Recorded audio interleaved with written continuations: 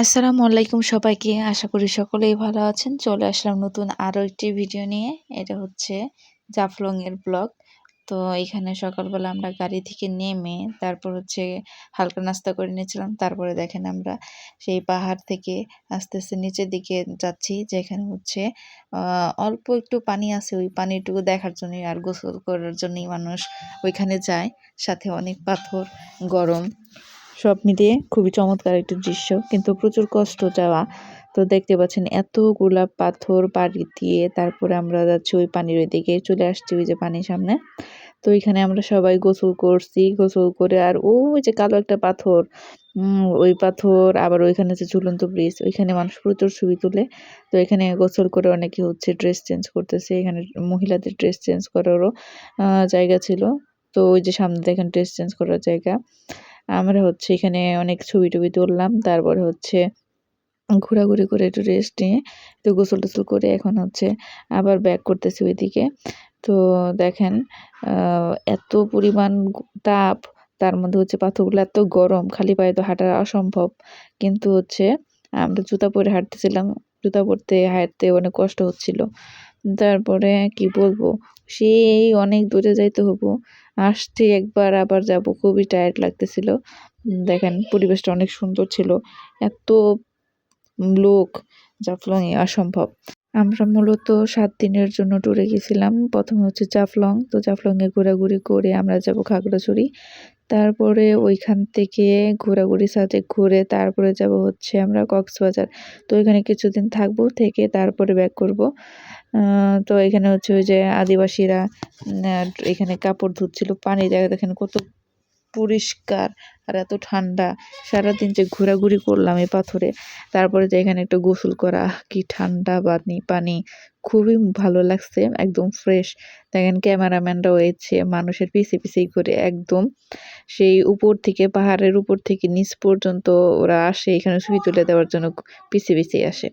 তো আমাদের সাথেও একটা ক্যামেরাম্যান আসছিল, অনেকগুলো ছবি তুলছি। কিন্তু ছবি তুললেও কি হবে, ওরা যে পরিমাণ বার্গেনিং করে, বলে এক কথা করে আরেক কাজ। এ হলো তাদের অবস্থা। একই রকমের ছবি দেখা যায় যে অনেকগুলা করে তুলে ফেলে, আর হচ্ছে পরবর্তীতে ভেজাল করে।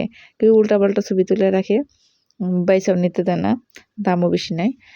তারপরে হচ্ছে এদিক দিয়ে অনেকগুলো দোকান ছিল, সব ইন্ডিয়ান জিনিসপত্র পাওয়া যায়, অনেক আসল নকল সবই ধরনের জিনিসপত্র পাওয়া যায়। তো দেখেন এখানে ইন্ডিয়ান সকল প্রোডাক্ট এদিকে বিক্রি করতেছে। তারপরে হচ্ছে এখানে অনেকগুলা শরবতের, তারপরে খাবারের, ওই যে শরবতের এই এগুলা যে পানি কই থেকে আনে হিসাব ছাড়া। মনে হয় যে আমরা যে পানিতে গোসল করলাম না, ওই পানি দিয়েই শরবত বানায়। তো আমি এগুলা খাই নাই। আর এদের দোকানের জিনিসপত্র, চা পাতা সকল কিছু পাওয়া যাইতেছিল। যদিও আমরা চা কিনছিলাম, তারপর হচ্ছে সাবান কিনছিলাম।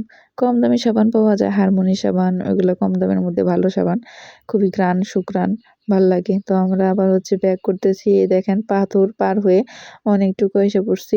তো আমার হাজব্যান্ড জার্নি পারে না, তারপরও যে এত কষ্ট করে সিলেট পর্যন্ত আসছে, আসার পরে হচ্ছে আবার খাওয়া দাওয়া করেই যে মানে পাহাড় থেকে নিচে নামছে, আবার এদিকে ঘোরাঘুরি করে উপরে উঠছে। এত খারাপ লাগছে ওর, যার কারণে আর ভয়ে ও আর মানে আমাদের সাথে যায় নাই। এইখান থেকেই একদম বাসায় চলে গেছে, ব্যাক করছে যাকে বলে।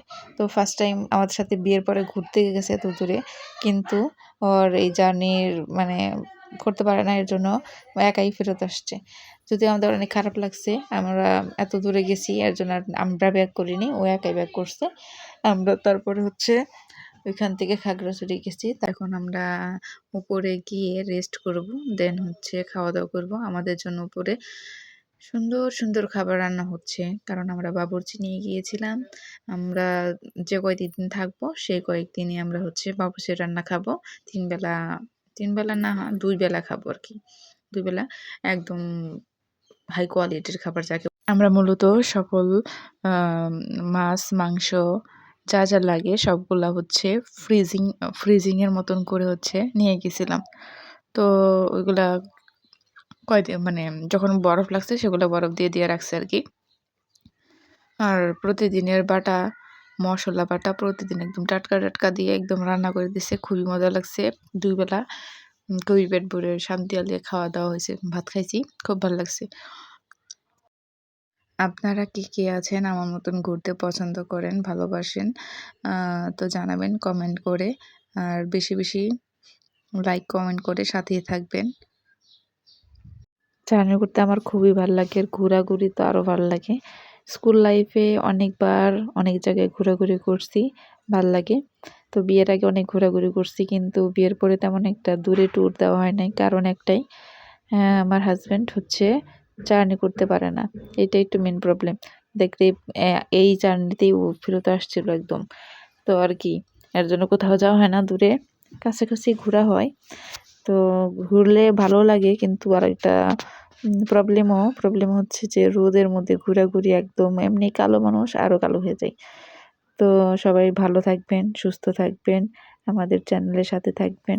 যদি ভিডিওটি ভালো লেগে থাকে অবশ্যই লাইক কমেন্ট শেয়ার করে পাশে থাকবেন।